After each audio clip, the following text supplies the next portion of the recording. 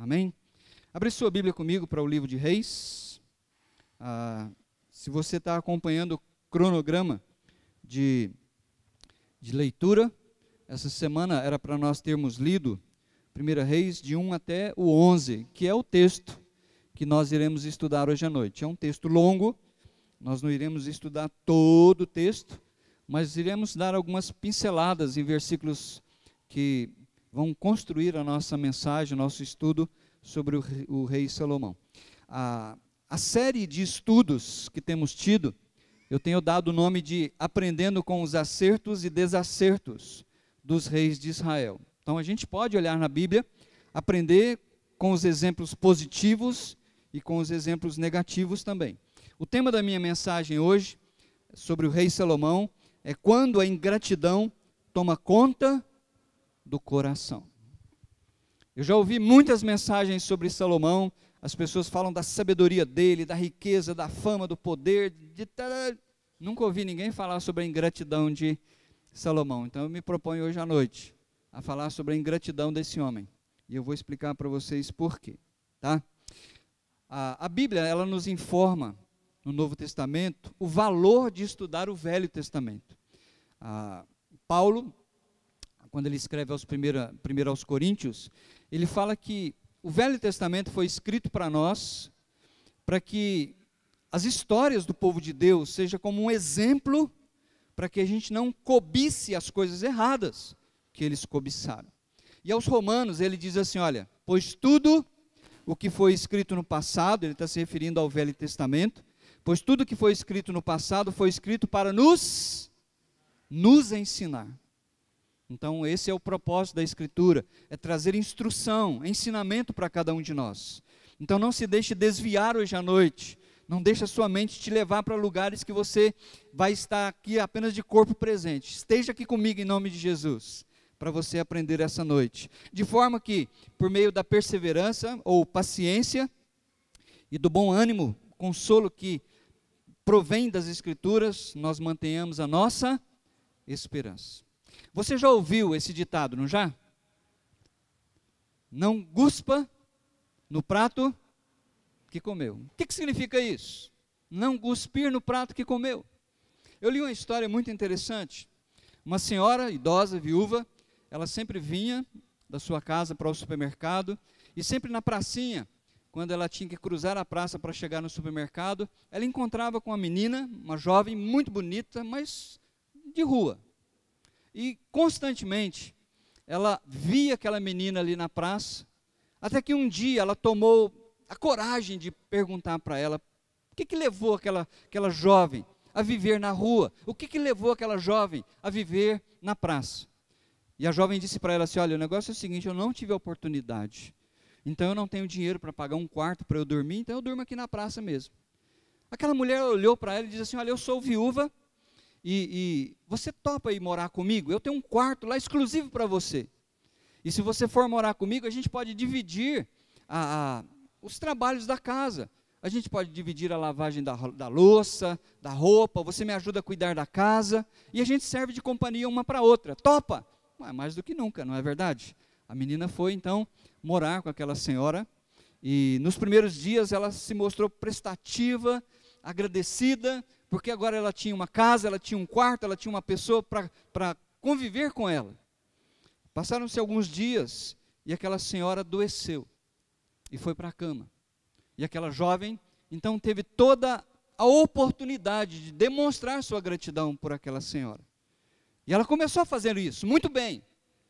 Só que de repente ela começou a pensar, puxa vida, eu estou presa aqui nessa casa, eu tenho que cuidar dessa mulher todo dia, eu tenho que fazer comida para ela, dar banho nela, perdi minha liberdade, agora eu não sou uma pessoa mais livre, eu já estou perdendo até minha alegria de viver. Sabe o que aconteceu com aquela jovem? Ela foi embora e deixou aquela senhora na cama.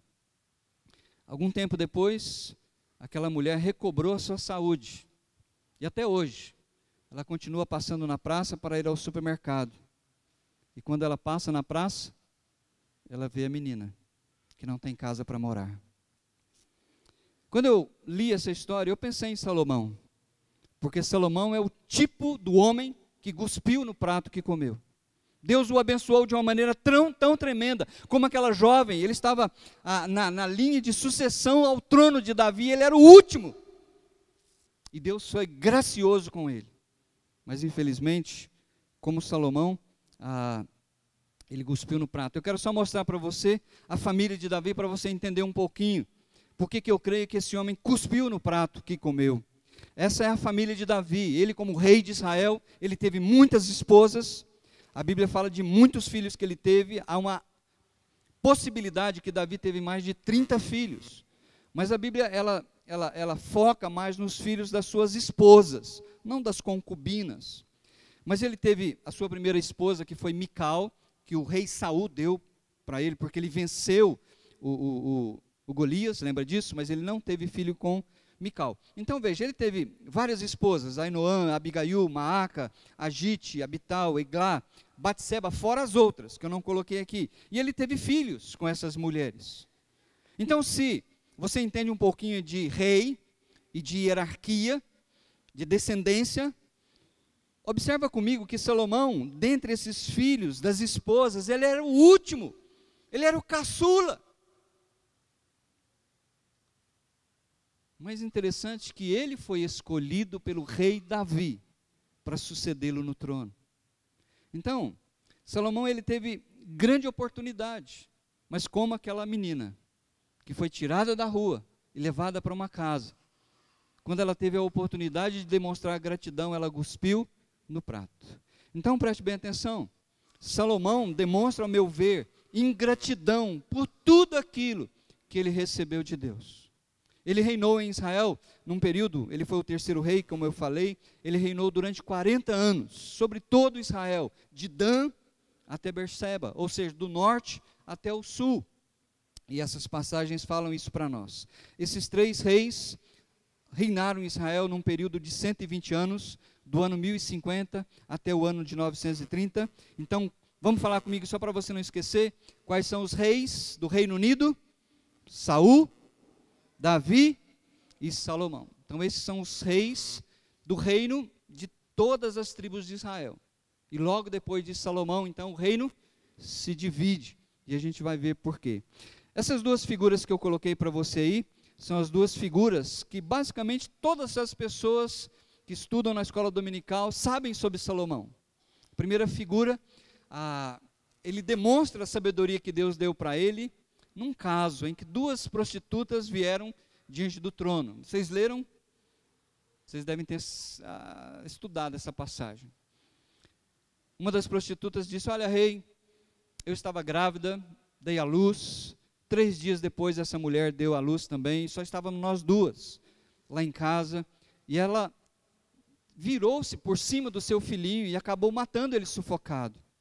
E eu, de madrugada, quando acordei para dar de mamar para o meu filho, eu observei que ele estava morto. Eu fiquei muito triste, mas de repente eu agucei os meus olhos assim, e eu percebi que esse não era o meu filho, que ela havia trocado.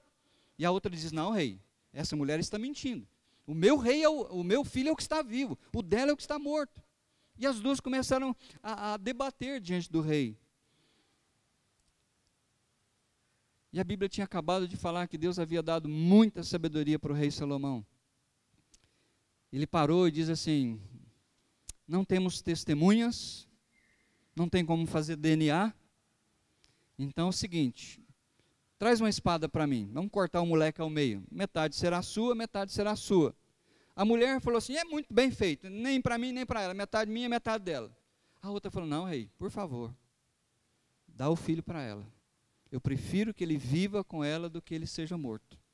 Então, para nós pode parecer uma coisa tão inocente. E o rei então diz: olha, dê o filho para essa primeira mulher, porque ela de fato é a verdadeira mãe da criança. E esse fato se tornou notório em toda Jerusalém.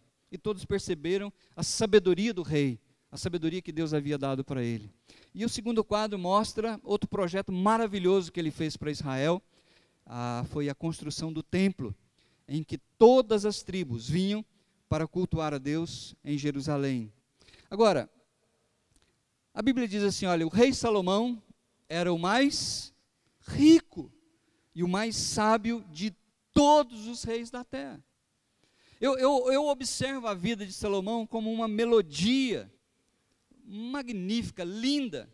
Então eu separei algumas notas harmônicas sobre a vida de Salomão, hoje à noite. A primeira delas está lá em 1 Reis, e a gente vai ler só um ou outro versículo para compor essa canção. Eu chamo isso aqui de privilégio. Preste bem atenção, meus queridos. Privilégio. Como eu falei para vocês, Salomão era o último da lista. Haviam vários filhos de Davi que poderiam ser reis antes dele. Inclusive Adonias, quando você lê os primeiros versículos aqui do capítulo, ele próprio falou, não, mas eu sou o quarto na linhagem, os meus irmãos que estão antes de mim já morreram, Amnon, Absalão, então eu sou o rei. Ele chamou algumas pessoas, rei de Israel. E aí então os profetas foram atrás de Batseba e falaram, olha, Davi não prometeu que o rei seria Salomão? Então, quando nós lemos aqui, eles foram atrás do rei, e observa que ele foi o escolhido por Davi. Foi Davi quem o escolheu. E eu creio que sem mérito nenhum. Foi uma escolha do coração do Pai. E isso para mim é uma grande figura do que aconteceu conosco em Cristo Jesus. Nós não tínhamos mérito nenhum. Nós estávamos na última colocação da fila. Deus fala aos coríntios que Ele nos escolheu dentre todas as pessoas desse mundo, para que nós não nos gloriássemos com nossa sabedoria, com nossa capacidade, nossas boas obras, mas que nós pudéssemos glorificar aquele que nos escolheu para toda a eternidade. Foi iniciativa dele que nós estamos em Cristo. Então, o rei Salomão, olha comigo lá no versículo 32, o rei Davi ordenou, chamem o sacerdote Zadok, o profeta Natã e Benaia, filho de Joiada, os sacerdotes.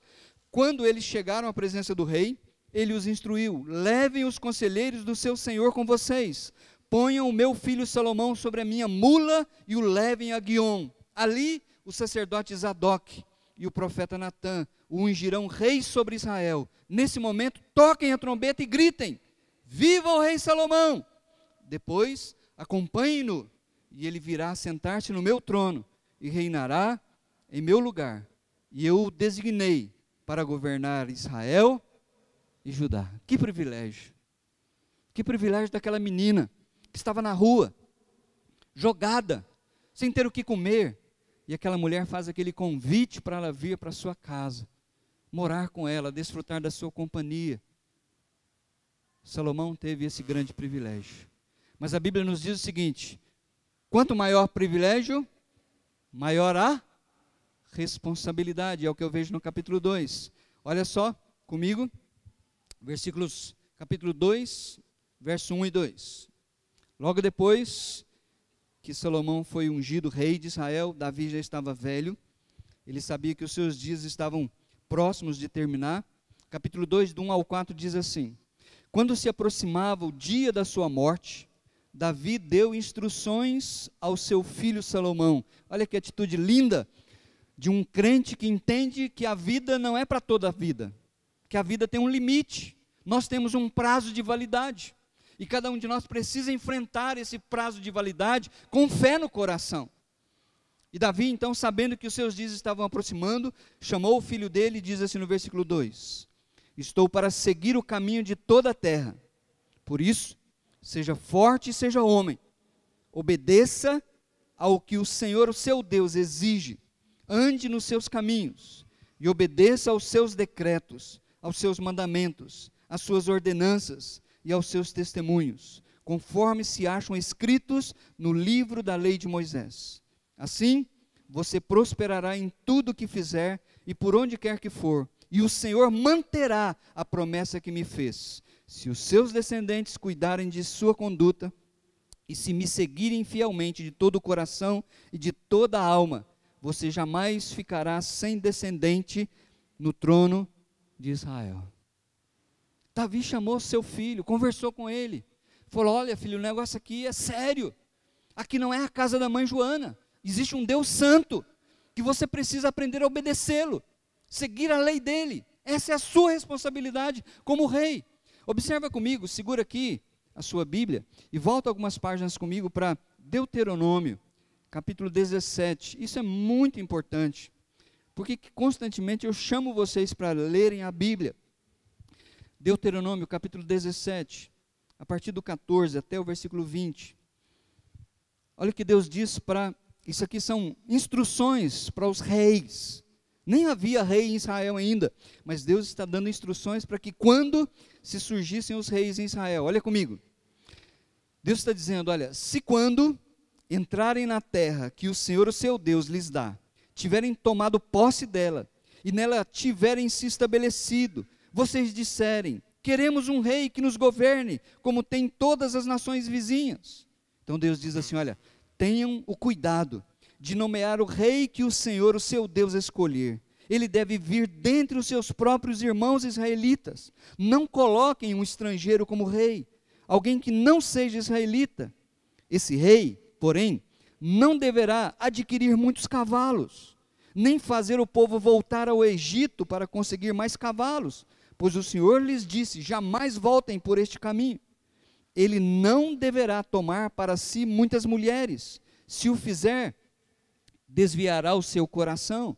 Também não deverá acumular muita prata e muito ouro.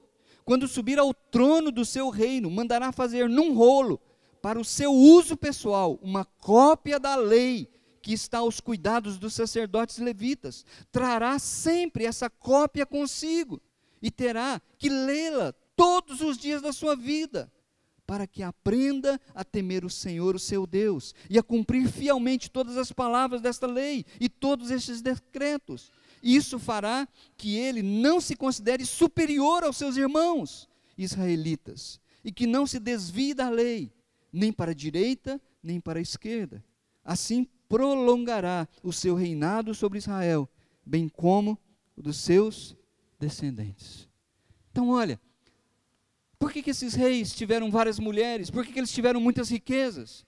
Porque não ouviram, porque não leram, porque não atentaram para as instruções que Deus deu para eles. Então, privilégio traz responsabilidade.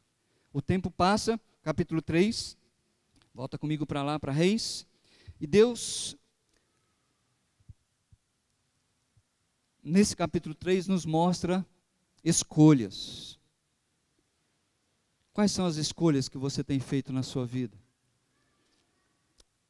Salomão começou sua vida como rei, fazendo uma escolha errada. Capítulo 3, verso 1. Olha comigo. Salomão aliou-se ao faraó, rei do... O que nós acabamos de ler, que era uma instrução para os reis? Não volte para o Egito. O Egito era símbolo do mundanismo, da idolatria, da rebeldia contra Deus. O que Salomão fez? Primeira escolha dele foi um casamento político. Casou com alguém que não era do povo dele. Salomão aliou-se ao faraó, rei do Egito, casando-se com a filha dele. Ele a trouxe à cidade de Davi, Jerusalém, até terminar a construção do seu palácio e do templo do Senhor e do muro em torno de Jerusalém. Mas ele fez boas escolhas também, isso ajudou bastante a sua vida. Olha comigo o versículo 7 e 9. Uma vez Deus apareceu para ele, e Deus pergunta para ele o que ele gostaria de ter: riquezas, fama. Então ele diz assim, versículo 7. Agora, Senhor meu Deus, fizeste o teu servo reinar em lugar de meu pai Davi. Mas eu não passo de um jovem, e não sei o que fazer. Teu servo está aqui entre o povo que escolheste, um povo tão grande, que nem se pode contar. Dá, pois, ao teu servo um coração cheio de discernimento para governar o teu povo, e capaz de distinguir entre o bem e o mal.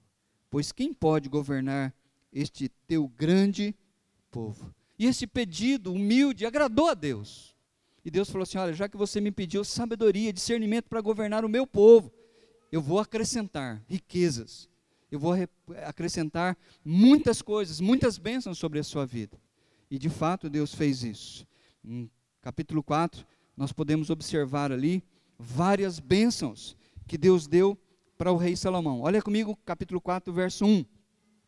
E assim, o rei Salomão tornou-se rei sobre todo Israel, E aí vem uma descrição dos ministérios, versículo 7, 4:7. Salomão tinha também 12 governadores distritais. Quantas tribos tinha Israel? 12. Olha a esperteza administrativa dele. Ele colocou um governador em cada uma das tribos. E esses governadores tinham a responsabilidade de uma vez por mês. Então, cada tribo, durante um mês, mantinha as provisões do palácio. Olha comigo. Salomão tinha também 12 governadores distritais em todo o Israel, que forneciam provisões para o rei e para o palácio real. Cada um deles tinha que fornecer suprimentos durante um mês. E aí vem o nome de todos eles. Versículo 20. O povo de Judá e de Israel era tão numeroso como a areia da praia. Eles comiam, bebiam e eram felizes. Não tinha guerra. Lembra que eu falei para vocês na semana passada que Davi preparou a cama para o seu filho Salomão? Ele conquistou todos os povos em volta. Salomão herdou de mão beijada, privilégio, o reino de Israel. Olha o versículo 21 comigo. E Salomão governava todos os reinos, desde o norte, o Eufrates, até a terra dos filisteus, chegando até a fronteira do Egito. Estes reinos traziam tributos e foram submissos a Salomão durante toda a sua vida. Olha comigo o versículo 25. Durante a vida de Salomão, Judá e Israel viveram em segurança.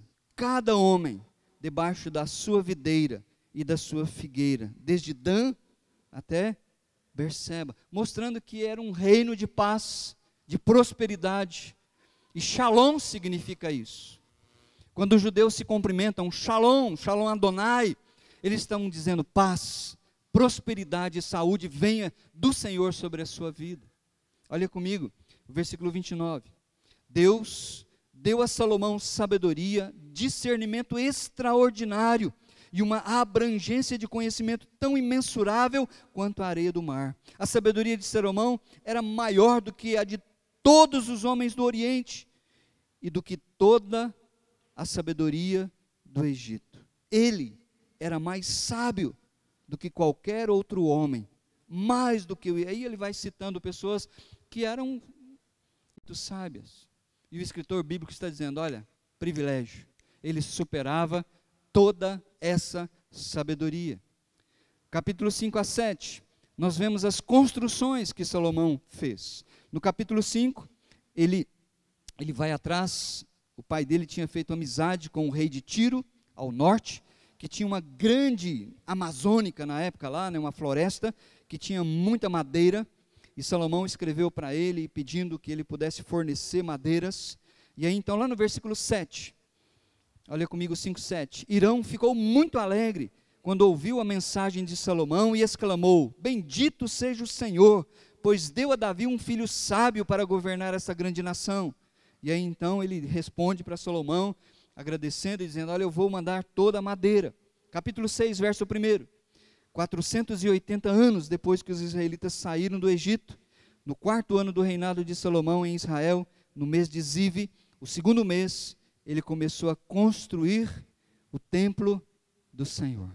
E aí então vem toda a descrição da construção do templo. Capítulo 7, versículo 1 diz, Salomão levou 13 anos para terminar a construção do seu palácio. O problema não era falta de dinheiro, nem falta de pessoal. O problema era a grandeza da construção que ele estava fazendo. 13 anos para completar o templo. Ele construiu também o palácio da floresta do Líbano, com 45, aí vai dando as descrições. Ele construiu não só o templo em Israel, mas ele construiu os palácios para sua esposa e para ele morarem. Então, nos versículos 5, capítulo 5 e 7, nós temos essas descrições. Capítulo 8, nós vemos as orações, a celebração de Salomão. Depois que ele termina todas as construções, ele ora, ele traz para o templo a Arca da Aliança, faz um culto maravilhoso. Deixe-me ler só o versículo 65 e 66 com você. A partir do 64, olha lá, 8:64. Naquele mesmo dia, o rei consagrou a parte central do pátio, que ficava na frente do templo do Senhor, e ali ofereceu holocaustos, ofertas de cereal e a gordura das ofertas de comunhão, pois o altar de bronze diante do Senhor era pequeno demais para comportar os holocaustos, as ofertas de cereal e a gordura das ofertas de comunhão. E foi assim que Salomão, com todo Israel, celebrou a festa naquele dia. Era uma grande multidão. E aí ele descreve de onde essas pessoas vinham. Celebraram-na diante do Senhor, o nosso Deus, durante 7 dias. No 8º dia, Salomão mandou o povo para casa. Eles, o povo, as pessoas, abençoaram o rei e foram embora, jubilosos e de coração alegre, por todas as coisas boas que o Senhor havia feito por seu servo Davi e por Israel, o seu povo. O rei Salomão era o mais rico e o mais sábio de todos os reis da terra. Mas a Bíblia diz o seguinte: a quem muito é dado, muito será exigido. A quem muito é dado, muito será exigido. Salomão faz uma oração muito bonita de dedicação do templo. E Deus então dá uma resposta para ele.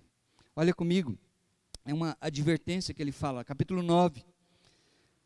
Quando Salomão acabou de construir o templo do Senhor, o palácio real e tudo mais que desejara construir, o Senhor lhe apareceu pela segunda vez. Por que o escritor bíblico fala isso? Mais uma vez, privilégio. Deus não aparecia para qualquer pessoa. Mas Salomão teve muitos privilégios. E um deles foi o fato de que por 2 vezes Deus apareceu para ele.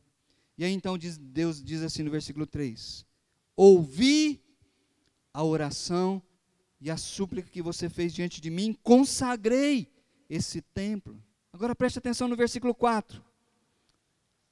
E se você andar segundo a minha vontade, com integridade de coração, com retidão, como fez o seu pai Davi, e se fizer tudo o que eu lhe ordeno, obedecendo aos meus decretos, às minhas ordenanças, firmarei para sempre sobre Israel o seu trono, conforme prometi a Davi seu pai, quando lhe disse: nunca lhe faltará descendente para governar Israel. Mas, preste bem atenção, Salomão, mas, se você ou seus filhos se afastarem de mim, e não obedecerem aos mandamentos e aos decretos que lhes dei, e prestarem culto a outros deuses e adorá-los, desarraigarei Israel da terra que lhes dei, e lançarei para longe da minha presença esse templo que consagrei ao meu nome. Israel se tornará então objeto de zombaria entre todos os povos. E embora este templo seja agora imponente, todos os que passarem por ele ficarão espantados e perguntarão: por quê? Por que o Senhor fez uma coisa dessas a essa terra e a este templo? E a resposta será: porque abandonaram o Senhor, o seu Deus, que tirou os seus antepassados do Egito, e se consagraram a outros deuses, adorando-os e prestando-lhes culto. Por isso o Senhor trouxe sobre eles toda essa desgraça. Todos os dias, quando aquela mulher vinha para o supermercado, que ela cruzava a praça, ela olhava para aquela jovem, e havia ali, descabelada, roupa suja, fedida, porque ela havia abandonado a casa que foi dada para ela. Ela perdeu o grande privilégio que foi lhe dado. Não é por falta de oportunidade, é questão de caráter. E Salomão demonstra para mim um homem que não teve caráter na sua vida, com toda a sabedoria, com todo o privilégio que Deus lhe deu. Cuidado, Salomão, com o que você vai fazer. Mais um pouquinho do capítulo 9 para a gente só perceber o muito sucesso que Deus deu para ele como administrador. Só 2 versículos que eu quero frisar aqui. Capítulo 9, versículo 17. Fala várias vezes do que ele fez. E Salomão reconstruiu. E mais no versículo 19, construiu. E vai falando de todas as coisas dele. Lá no 26, o rei Salomão também construiu navios. E Irão enviou navios. Então, todo esse capítulo 9, nós não vamos ler tudo, mas fala da fortuna, do sucesso, da grandeza desse homem como administrador. Olha comigo no capítulo 10, a fama dele. Quero ler só 2 versículos com vocês. Capítulo 10, versículos 6 e 9. A fama de Salomão, ela ultrapassou as fronteiras de Israel. O mundo inteiro daquela época ouviu falar sobre a sabedoria desse homem. Até que uma rainha famosa, sabemos pouco dela, mas uma rainha de Sabá veio para ouvir essa sabedoria dele. E olha qual é o relatório que ela dá para nós, versículo 6. Então ela disse ao rei: tudo o que ouvi em meu país acerca de tuas realizações e de tua sabedoria é verdade. Versículo 7, mas eu não acreditava no que diziam até ver com os meus próprios olhos. Na realidade, não me contaram nem metade. Tu ultrapassas em muito o que ouvi, tanto em sabedoria como em riqueza. Versículo 23, o rei Salomão era o mais rico e o mais sábio de todos os reis da terra. Preste bem atenção no versículo 24. Gente de todo mundo pedia audiência a Salomão para ouvir a sabedoria que Deus lhe tinha dado. Vocês já imaginaram isso? Israel, há pouco tempo, era uma tribuzinha, ninguém dava valor. Com Davi ganhou um pouco de hegemonia, de fama, mas com Salomão o negócio estourou no mundo inteiro. Que privilégio, que honra teve esse homem. Que grandeza, que sabedoria. Mas o capítulo final da vida de Salomão é tão triste. Toda essa melodia maravilhosa, toda essa canção da vida dele, no último capítulo que a Bíblia reserva para esse homem, desafina. A melodia já não é mais agradável aos nossos ouvidos. Olha comigo o capítulo 11. O que eu vejo aqui, como aquela menina que eu contei para vocês, é a deslealdade. Aquela menina demonstrou deslealdade com aquela mulher que a chamou para morar em casa. Salomão demonstrou deslealdade para com o Senhor. Olha comigo no capítulo 11. Opa, volta comigo para cá.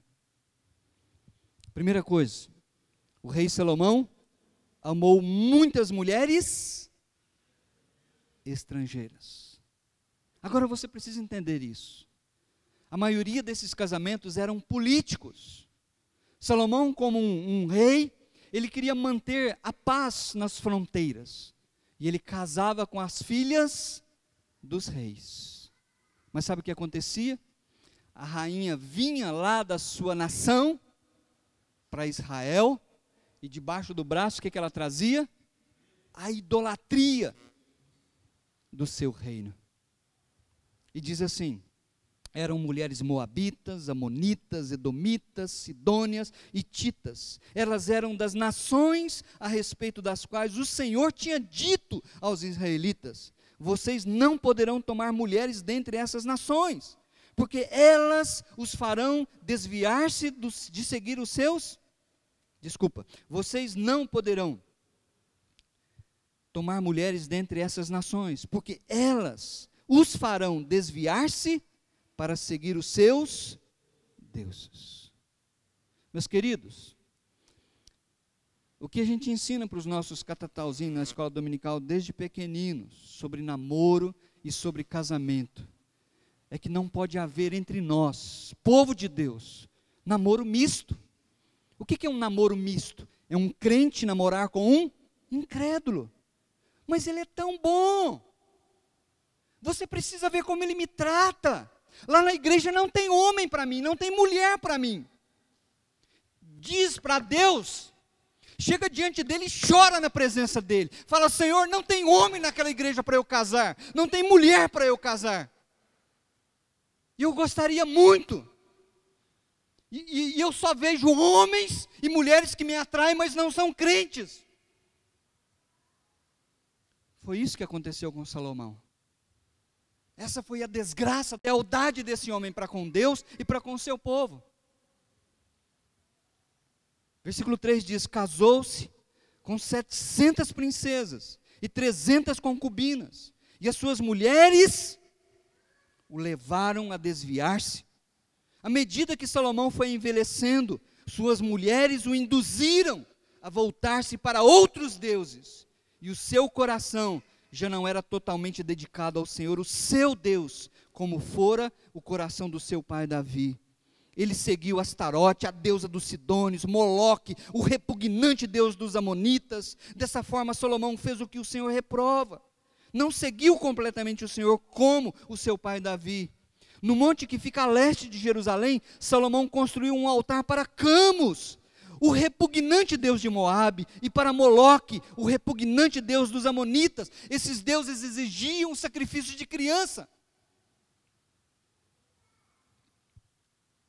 Também fez altares para os deuses de todas as suas outras mulheres estrangeiras que queimavam incenso e ofereciam sacrifícios a eles. E a Bíblia diz: o Senhor irou-se contra Salomão por ter se desviado do Senhor, o Deus de Israel, que lhe havia aparecido 2 vezes. Embora ele tivesse proibido Salomão de seguir outros deuses, Salomão não lhe obedeceu. Então o Senhor lhe disse: já que essa é a sua atitude, e você não obedeceu a minha aliança e os meus decretos, os quais lhe ordenei, certamente lhe tirarei o reino e o darei a outro, a um dos seus servos. No entanto, por amor a Davi, seu pai, não farei isso enquanto você viver. Eu o tirarei da mão do seu filho, mas não tirarei dele o reino inteiro. Eu lhe darei uma tribo, por amor a Davi, meu servo, e por amor de Jerusalém, a cidade que escolhi. Meus queridos, hoje à noite, louve a Deus, porque Deus não trata você como você merece. Eu louvo a Deus porque Ele não me trata como eu mereço. Mas por amor a Jesus Cristo, Deus retém de mim, muitas vezes, a sua ira, a sua disciplina. Foi isso que Deus falou para Salomão: por amor a Davi, eu não arrebento com você. Por amor a Davi, eu não tiro todo o reino. Então, graças a Deus, por nosso Senhor Jesus Cristo, nós temos uma gratidão muito grande para demonstrar isso. Quero falar rapidamente com você de 4 inimigos que têm destruído as pessoas, principalmente têm destruído os cristãos, o povo de Deus. Vamos falar comigo? Fama, fortuna, poder. Salomão teve tudo isso. O que é fama? É o desejo de ser conhecido. As pessoas fazem coisas terríveis para serem conhecidas.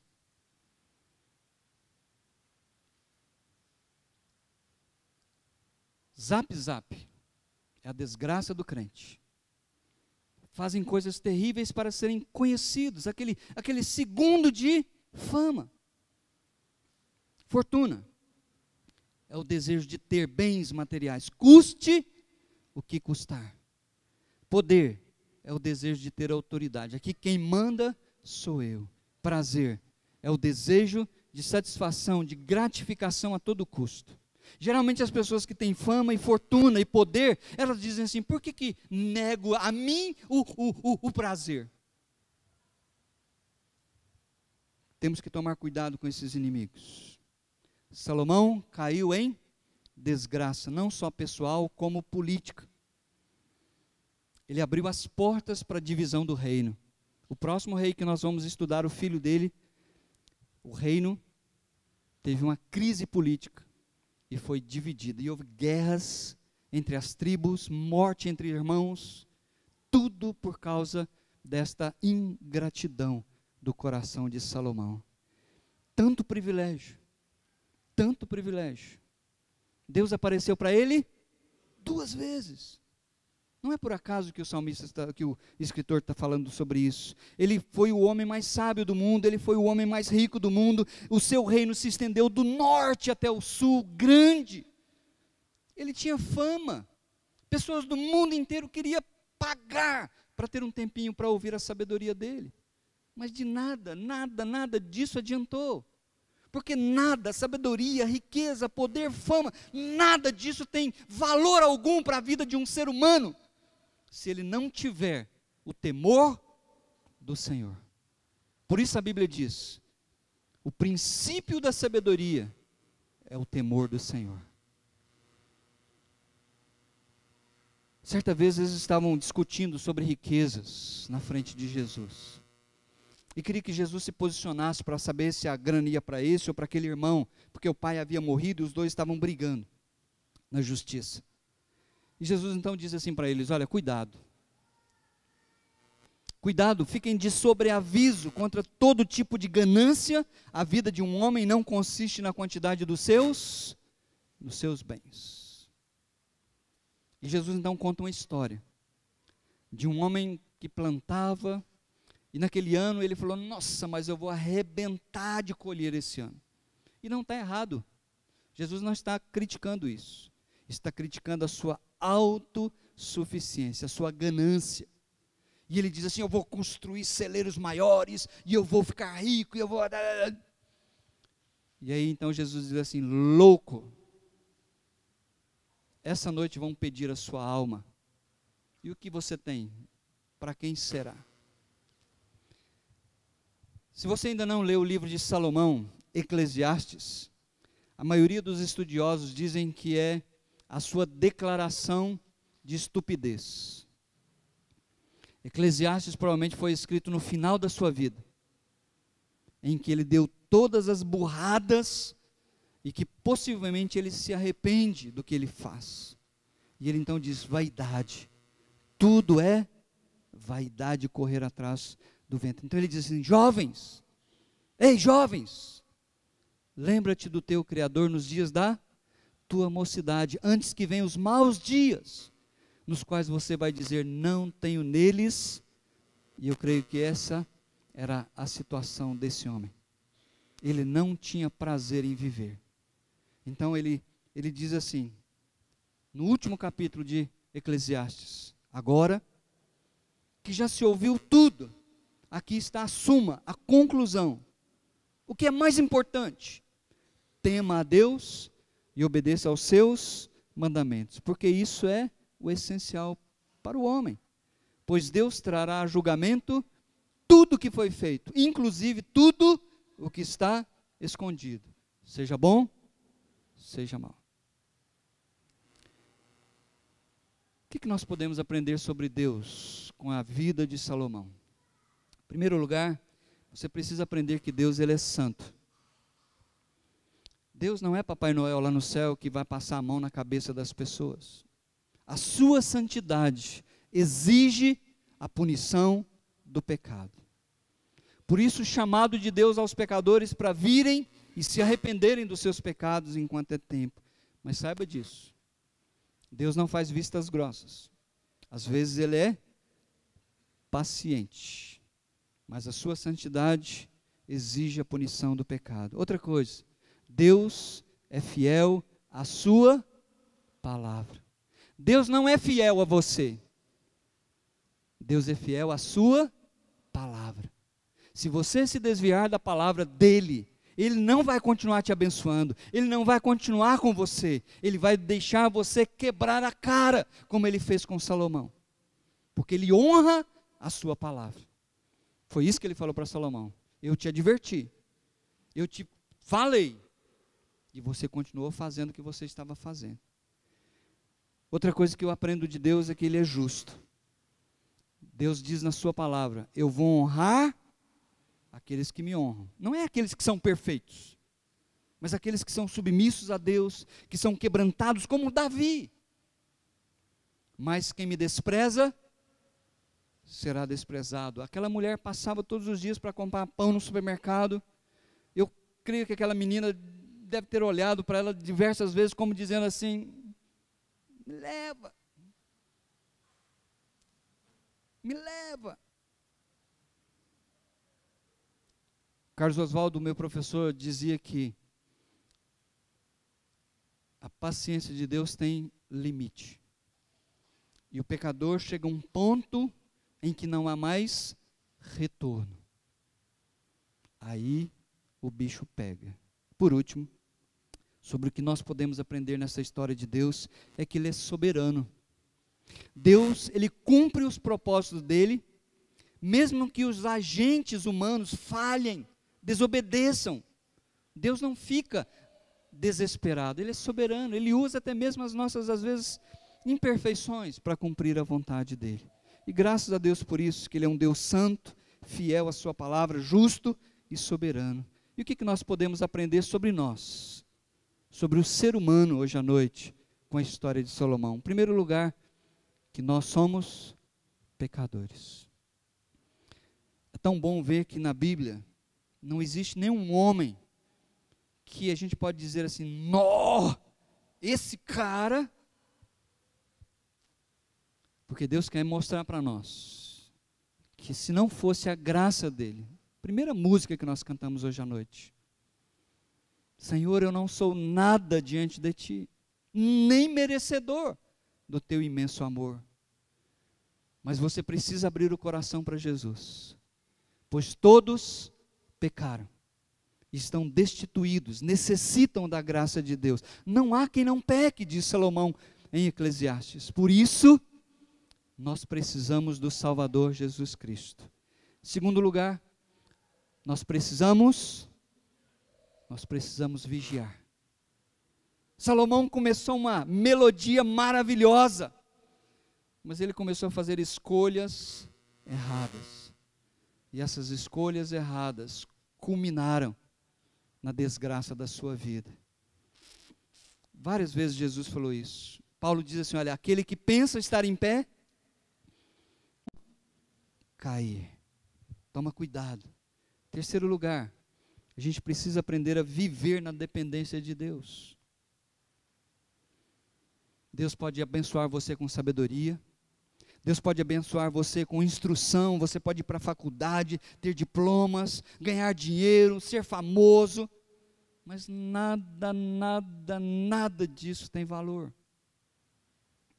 Se o seu coração não estiver cheio de temor, de reverência e de levar Deus a sério. E por último, a Bíblia em vários lugares nos chama, nos convida a sermos perseverantes. Meus queridos,